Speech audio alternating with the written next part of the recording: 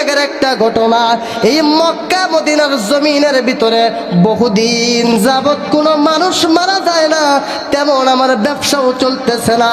মক্কা মদিনার জমিনের ভিতরে 3 দিন আগে অমুক গ্রামের অমুক একটা সুন্দরী রূপবতী গুণবতী মহিলা মারা যায়। আমি নওজোয়ান যুবক ওই মহিলার জানাজায় যাই, দাফন কাফনে শরীক কইয়া নিজে সুন্দর করিয়া প্যাকেট কইরা লাশটা কবরে নামাইয়া আমি যখন চলে আসলাম, সবাই যার যার গন্তব্যে যখন চলে গেল, গভীর রাত মহিলার ভাই ঘুমায়, বোন ঘুমায়, সবাই যখন ঘুমায়, নবীজি আমি নওজোয়ান যুবক ঘুমাই না, আমি নওজোয়ান যুবক কবরটার পাশে চলে যাই। কবরটার পাশে চলে যাইয়া কবরের মাটিগুলো সরাইয়া, গভীর রাতে বাঁশগুলো সরাইয়া, চাটাইগুলো সরাইয়া কবরটার ভিতরে নেমে যায়। কবরটার ভিতরে নামার পরে আমার প্রতিদিনের নেশার পেশা হইল কবর থেকে কাফন নিয়ে চলে যাওয়া, আর লাশের দিকে কোনো সময় আমি তাকাই না।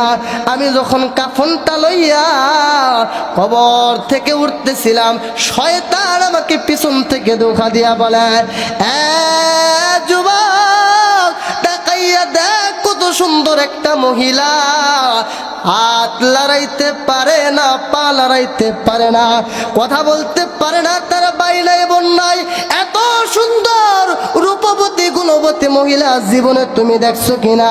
যুবক রে, যদি চাও তার সাথে জিনায় জড়াইতে পারো, আজকে বাধা দেওয়ার মতো কেউ না। আল্লাহ নবীর সাহাবী খলিফাতুল মুসলিমিন আমিরুল মুমিনিন উমর ছিলেন পাষাণ দিলের একটা সাহাবী। উমরের চোখ দিয়ে কোনো সময় কোনো কারণে পানি পড়তো না।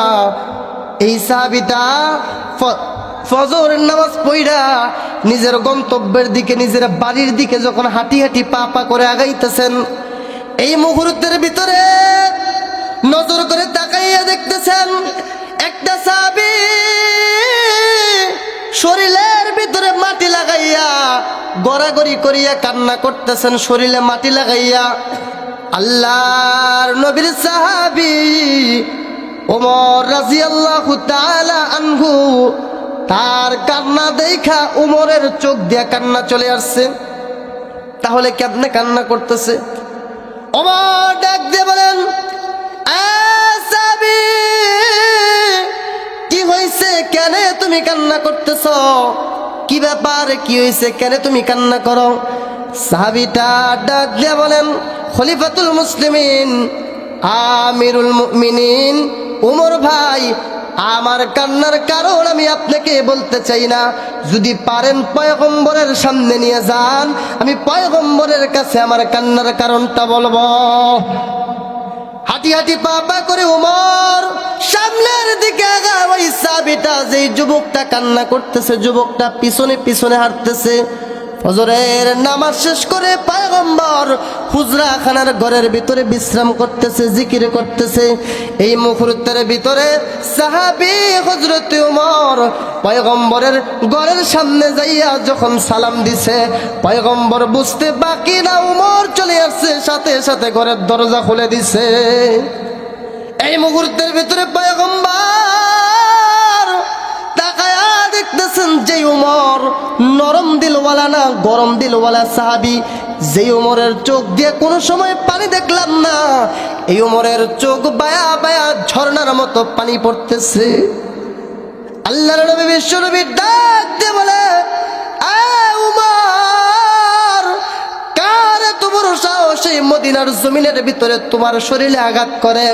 উমর, কে তোমাকে মারছে আমার কাছে বলো, আমি বিশ্ব নবী তার বিচার করব। ওমর ডাক দিয়ে বলেন, ইয়া রাসূলুল্লাহ, ইয়া হাবিবাল্লাহ, কেউ মারে নাই, মারে নাই। একটা সাহাবীর কান্না দেখা আমি ওমর চোখের পানি ধরে রাখতে পারলাম না। নবী গো, ওই সাহাবীর কান্না দেখা আমি ওমরের চোখে কিন্তু পানি চলে আসছে। আল্লাহর নবী ডাক দিয়ে বলেন, আরে ওমর, কই কই কই সাহাবীটারে নিয়ে আসো। নওজোয়ান যুবকটা যখন পয়গম্বরের সামনে ডাক দিয়ে বলেন, যুবক, কি হয়েছে? কেন তুমি এরকম করিয়া কান্না করতেছ? যুবকটা ডাক দিয়ে বলেন, নবীজি, আমার মন বলে, আমার দিল সাক্ষী দেয়, আমি যুবক জাহান্নামী হয়ে গেছি। নবী ডাক দিয়ে বলেন, আমি হইলাম উম্মতের কাঙ্গারি, বিশ্বনবী জনাবে মুহাম্মদুর রাসূলুল্লাহ। তুমি আমার সামনে থেকে জাহান্নামী হয়ে যাবা, আমি এটা কখনো মানতে পারি না। কি এমন গুনাহ করছো বলো না? তোমার গুনাহ কি জমিনের সম পরিমাণ হয়েছে কিনা? নওজুয়ান যুবক ডাক দে বলে, নবী গো, আমার দিল সাক্ষী দেয়, আমার গুনাহ জমিনের সম পরিমাণ হয়ে গেছে। আল্লাহর নবী বলেন, তোমার গুনাহ কি আসমানের সম পরিমাণ হয়েছে কিনা? নওজোয়ান যুবক ডাক দিয়ে বলে, নবীজি, আমার মন সাক্ষী দেয়, আমার গুনাহ আসমানের সম পরিমাণ হয়ে গেছে। লম্বা ঘটনা সংক্ষিপ্ত করে দিচ্ছি। এই মুহূর্তের ভিতরে পয়গম্বর ডাক দিয়ে বললেন, তুমি কি এমন গুনাহ করছো আমার কাছে বলো, যদি না বলো আমি কিভাবে এর সমাধান দিব, আমার কাছে বলো। যুবকটা ডাক দিয়ে বলে, নবীজি, আমি মদিনার একটা নওজোয়ান যুবক, আমার নেশার পেশা হইল এই মক্কা মদিনার জমিনের ভিতরে যত মানুষ মারা যায়, এতদিন শুনছেন কবর থেকে কাফন চুরি হয়ে যায়, আমি হইলাম সেই কুখ্যাত একটা কাফন চোর। এই মক্কা মদিনার জমিনের ভিতরে যত মানুষ মারা যায়, সব মানুষের আত্মীয় স্বজন গুলো যখন কবরের ভিতরে সুন্দর করে প্যাকেট করে রেখা চলে আসে, নবীজি, আমি আমার গন্তব্যে না যাইয়া কবরের ভিতরে নাই মা কাফন গুলো চুরি কইরা বাজারে বিক্রি করি, এইটা হইল আমার নেশা, এইটা হইল আমার পেশা। ইয়া রাসূলুল্লাহ, ইয়া হাবিবাল্লাহ, আজ থেকে 3 দিন আগের একটা ঘটনা। এই মক্কা মদিনার জমিনের ভিতরে বহুদিন যাবত কোনো মানুষ মারা যায় না, তেমন আমার ব্যবসাও চলতেছে না। মক্কা মদিনার জমিনের ভিতরে 3 দিন আগে অমুক গ্রামের অমুক একটা সুন্দরী রূপবতী গুণবতী মহিলা মারা যায়। আমি নওজোয়ান যুবক ওই মহিলার জানাজায় যাই, দাফন কাফনে শরীক কইয়া নিজে সুন্দর করিয়া প্যাকেট কইরা লাশটা কবরে নামাইয়া আমি যখন চলে আসলাম, সবাই যার যার গন্তব্যে যখন চলে গেল, কবির রাত, মহিলার ভাই ঘুমায়, বোন ঘুমায়, সবাই যখন ঘুমায়, নবীজি, আমি নওজোয়ান যুবক ঘুমাই না, আমি নওজোয়ান যুবক কবরটার পাশে চলে যাই। কবরটার পাশে চলে যাইয়া কবরের মাটিগুলো সরাইয়া, গভীর রাতে বাঁশগুলো সরাইয়া, চাটাইগুলো সরাইয়া কবরটার ভিতরে নেমে যায়। কবরটার ভিতরে নামার পরে আমার প্রতিদিনের নেশার পেশা হইল কবর থেকে কাফন নিয়ে চলে যাওয়া, আর লাশের দিকে কোনো সময় আমি তাকাই না। আমি যখন কাফনটা লইয়া কবর থেকে উঠতেছিলাম, শয়তান আমাকে পিছন থেকে ধোঁকা দিয়া বলে, এ যুবক, তাকাইয়া দেখ কত সুন্দর একটা মহিলা, হাত লড়াইতে পারে না, পা লড়াইতে পারে না, কথা বলতে পারে না, তার ভাই নাই বোন নাই, এত সুন্দর রূপবতী গুণবতী মহিলা জীবনে তুমি দেখছো কিনা? যুবক রে, যদি চাও তার সাথে জিনায় জড়াইতে পারো, আজকে বাধা দেওয়ার মতো কেউ নাই। এই মুহূর্তের ভিতরে নওজোয়ান যুবকটা বলেন, আমি সত্যি তাকাইয়া দেখলাম মেয়েটার চেহারাটা পূর্ণিমার চাঁদের মতো সুন্দর। নবীজি, আমি কুকুরের মতো, হায়ানের মতো, জানোয়ারের মতো মেয়েটার দেহর উপর যখন লাফাইয়া পড়লাম, আমি আমার কাজ শেষ করে যখন উঠে চলে আসতেছি, এই মুহূর্তের ভিতরে মেয়েটা পিছন থেকে ডাক দেয়া বলে, যুবক, আমার দেহের ভিতরে কোনো কলঙ্ক ছিল না, আমার দেহের ভিতরে কোনো নাপাকি ছিল না, আমার বাইরা, আমার বোনেরা সুন্দর করে আমাকে প্যাকেট করে জানাজা কইরা দাফন কইরা রাইখা গেছে। আমি কোনোদিন আমার জিন্দেগির ভিতরে খারাপের সাথে জড়িত হই নাই, জিনার সাথে জড়িত হই নাই। তুই আমাকে কবরের ভিতরে না পাক বানাইয়া গেলি, তুই আমাকে কবরের ভিতরে জিনা করে গেলি, তুই লিখে নে রে যুবক, কাল কিয়ামতের কঠিন ময়দানে আমি তোর নামে কিন্তু আল্লাহর কাছে নালিশ করব। নওজোয়ান যুবকটা ডাক দিয়ে বলতেছেন, ইয়া রাসূলুল্লাহ, ইয়া হাবিবাল্লাহ, আজকে 3 দিন যাবত আমি ঘুমাইতে যাই, আমার ঘুম হয় না। আমি খাইতে যাই, আমার খাবার পেটের ভিতরে ঢুকে না। রাস্তা দিয়ে হাঁটতে যাই, আমি হাঁটতে পারি না। জাহান্নাম আমার মনে হয় যে আমার প্রাপ্য হয়ে গেছে। আল্লাহর নবী বলেন, যুবক, সামনে থেকে সরে যা, তুই আমার সামনে থেকে সরে যা, তুই তো গুনাহগার। যুবকটাকে সামনে থেকে সরে যাওয়ার কথা বললেন। কিতাবের ভিতরে আত্তাইবু মিনাজ যামবি কামাল্লা যামবালা, গুনাহগার ব্যক্তি যদি আল্লাহর কাছে প্রকৃত পক্ষের তওবা করে, আল্লাহ পাক রব্বুল আলামিন ওই গুনাহগার ব্যক্তিটাকে আত্তাইবু মিনাজ যামবি কামাল্লা যামবালা এমন নিষ্পাপ করে দুনিয়ার জমিনে পাঠায়, সন্তান মার কুলে যেরকম নিষ্পাপ হইয়া পৃথিবীর জমিনে আসে, আল্লাহর নবী বলেন ওই রকম নিষ্পাপ বা মানুষ হইয়া তামাম পৃথিবীর জমিনের ভিতরে পাঠাইয়া দেয়। লম্বা ঘটনা বাজানো। ওই যুবকটা যখন পাহাড়ে চলে গেল, আল্লাহর কাছে 2টা হাত তাকাইয়া বলছে, আল্লাহ, আপনার পয়গম্বর আমাকে তাড়ায় দিছে, আপনি আমাকে তাড়াইয়েন না। শেষ পর্যন্ত কিতাবের লেখক বলেন এই যুবকটা 41 দিন একটানা কাদার পড়ে ঘাস লতা পাতা খাইয়া নিজের শরীরের ভিতরে পোকাকে বাসা বানাইয়া আল্লাহর কাছে মাপ চাইতে চাইতে চাইতে এই যুবকটাও শেষ পর্যন্ত দুনিয়ার জমিন থেকে জান্নাতি হইয়া কবরে যায়। সুবহানাল্লাহ। ওই গুনাহ তো, ওই পরিমাণ গুনাহ তো আমার আপনার হয় নাই। তাই বলবো রে বাবা, গুনাহ করছেন তাতে কি হইছে? আল্লাহর কাছে গুনার প্রতি অনুতপ্ত হইয়া আল্লাহর কাছে যদি মাপ চাইতে পারেন, আমার আল্লাহ বলেন ওই বান্দাটাকে মাফ কইরা নিষ্পাপ মাসুম বাচ্চা বানাইয়া দেই। সুবহানাল্লাহ।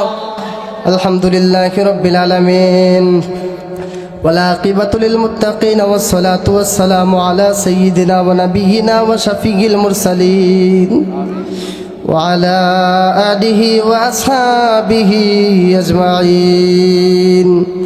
اللهم بارك لنا في رجب وشعبان وبلغنا رمضان. اللهم اغفر لحينا وميتنا وشاهدنا وغائبنا وصغيرنا وكبيرنا وذكرنا وأنثانا. اللهم من أحييته منا فأحيه على الإسلام، ومن توفيته منا فتوفه على الإيمان. يا الله، গভীর রাত, সবাই ঘুমায়, গাছের পাখি ঘুমায়, বনের হরিণী ঘুমায়, মাছ ঘুমায়, সব কিছু ঘুমায়। আল্লাহ গো, তোমার কিছু গুনাহগার বান্দাদেরকে নিয়ে এই কারবালার ময়দানে, আল্লাহ, আমি গুনাহগার, নালায়েক, সবচেয়ে বড় গুনাহগার, 2টা হাত তোমার শাকির দরবারে বাড়াইলাম। আল্লাহ, দীর্ঘক্ষণ সময় কথা বললেন, মাহফিল শুরু থেকে নিয়ে শেষ পর্যন্ত। আল্লাহ, অনেকেই, আল্লাহ, সবার দোয়াকে আপনি কবুল আর মঞ্জুর করে নেন, সারে বলে বরকত দান করিয়া দেন। আল্লাহ, বিশেষ করে আমি মার বিষয়ে কথা বললাম, বাবার বিষয়ে কথা বললাম। অনেক যুবক ভাই মার জন্য চোখের পানি ফেলাইলো, অনেক যুবক ভাই বাবার জন্য চোখের পানি ফেলাইলো। আল্লাহ, আবার অনেক যুবক ভাই এতিম, যাদের মাও নাই বাবাও নাই, তারা মার জন্য কানলো, বাবার জন্য কানলো। আল্লাহ, এগুলো তাকাইয়া দেখেন ময়দানের ভিতরে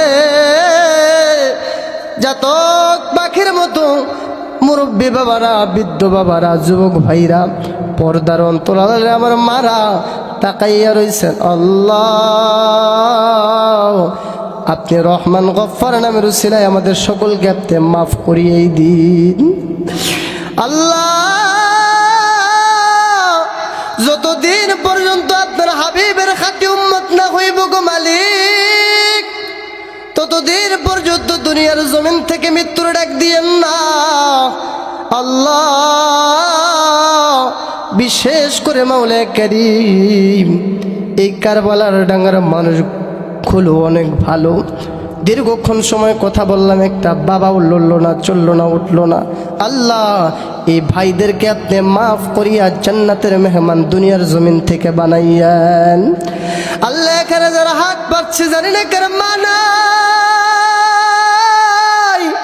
জানি না কার বাবা নাই আল্লাহ গো, জানি না কোন জনম দুঃখে নিয়েছি, যারা মাও নাই, যারা বাবাও নাই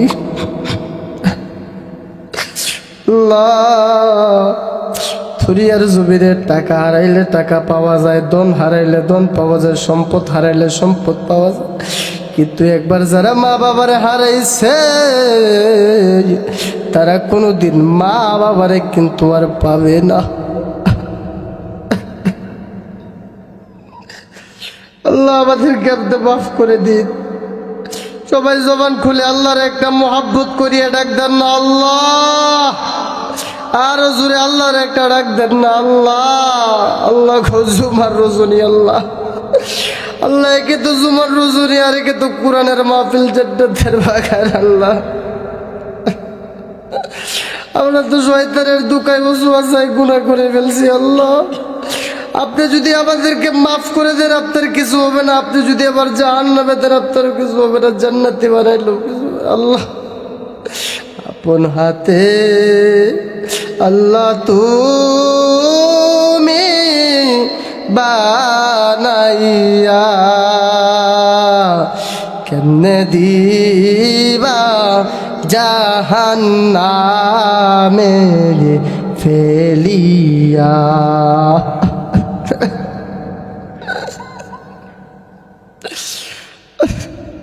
আল্লাহ অনেকে দোয়া চাইলো আল্লাহ, বিশেষ করে অনেক মানুষ দান করলো আল্লাহ, অনেকে দোয়া চাইলো। আমি অনেকটা চিনি না, আমি মুসাফির মানুষ আল্লাহ। আল্লাহ ওই দূর টঙ্গী গাজীপুর থেকে আসছি আল্লাহ, আমি মুসাফিরের উসিলায় সকলকে আপনি মাফ করিয়ে দিন আল্লাহ। যারা দান করছে সকলের দানগুলা কবুল আর মঞ্জুর করুন আল্লাহ। আজকের মাহফিলের সভাপতি, সহসভাপতি, প্রধান মেহমান আল্লাহ, বিশেষ আলোচক আল্লাহ, মাহফিল পরিচালনা কমিটি আল্লাহ, বিশেষ করে আমার শিল্পী গোষ্ঠীকে আপনি কবুল করিয়েন আল্লাহ। সবাইকে আপনি মাফ করিয়ে দিন আল্লাহ। পর্দার অন্তরালের মা বোনদেরকে আপনি মাফ করিয়ে দিন।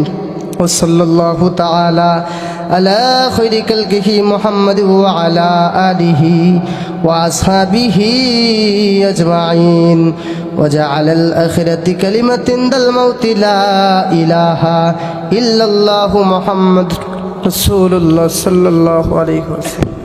আসসালামু আলাইকুম ওয়া রাহমাতুল্লাহ।